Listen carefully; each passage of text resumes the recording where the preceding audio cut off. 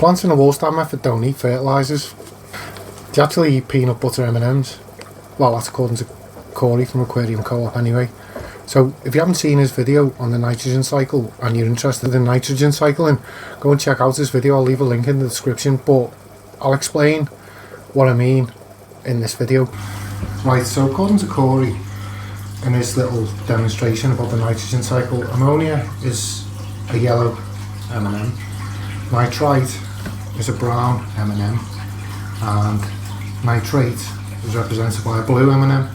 And he also put that plants so this is broken down by this into this, which is broken down by this into this, and then this is removed from your tank by either this or this.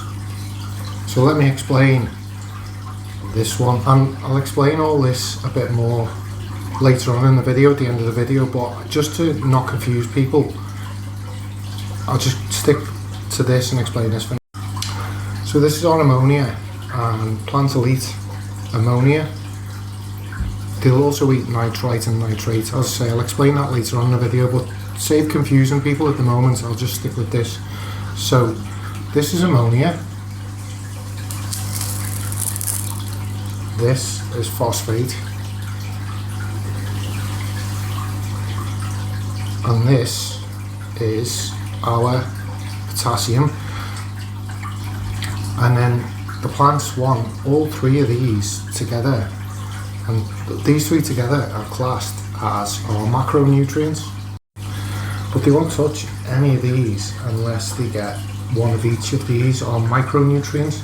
That's the difference, macronutrients and micronutrients. Now the importance of these doesn't really matter that much in the Walstad method.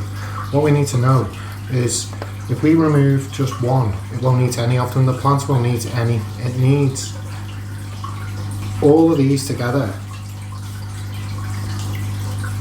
to feed the fussy eaters. So if one of these isn't present, the plants won't eat any of them, and then the plants will starve.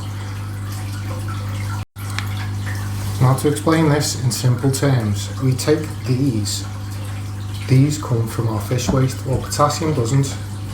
Well, every time we feed our fish, the fish release ammonia and phosphates, and they'll also release macros. But in the Walstad method, our soil is literally a massive reservoir of skittles that last for thousands and thousands of years. So we don't really have to worry about them, apart from two, and I'll come on to them in a second. So as long as all these are present, our plants will continue eating. So one of the limiting factors in the Walstad method, and the reason why I think a lot of myths exist on the internet, is simply because people don't understand this simple piece. So this won't replenish itself in your aquarium, and if your tap water is low, and this, then these could run out, but these compete with each other. That's why I've used the same colour. If these are too high in your water, it'll block these, and vice versa. So what we need to do is measure all these and make sure that they're all present in our aquarium water, otherwise we run into problems. So these three, just to summarise, are our macronutrients. And these are our micros, and specifically calcium and magnesium. And these two come from our fish waste, our fish food, fish waste. These come from our fish waste, but the soil acts like a massive reservoir of these that lasts for thousands of years. So we don't really need to worry about these apart from these two. Now this and these might not occur naturally in your aquarium. They might just deplete, and then we have to measure these and adjust them. So to break it down, what you should be testing for with this, and I'll explain why in a minute, if we've got 10 parts per million of nitrate, we've got 1 part per million or less of phosphate, but not 0, somewhere between 0 and 1, and then 10 parts per million of potassium, then these are all balanced and these are fine. And then these two combined together, you can test these by testing your We can test these by testing your GH. So these bind together are your GH, and you want a GH of 7. And to balance that out, you want KH of 7, and that should balance your tank out.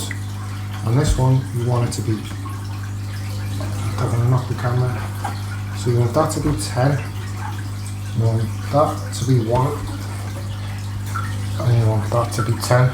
Now if you keep that at 10, 1, 10, and then that, these two, your GH at 7 and your KH at 7, your plants will eat forever. So there you go, there's an explanation for how this works, and that is plant food in the Walstad method explained. Right, so just before we go, you've got ammonia, nitrite and nitrate. As Corey explained, this is the nitrogen cycle. Now what plants actually do, plants prefer this over this and this. They'll eat all three, but they prefer this one. And what they'll do is they'll do the opposite of the bacteria. They'll take nitrate and they'll convert it back to nitrite, and then they'll convert it back to ammonia, and they'll use this as their food.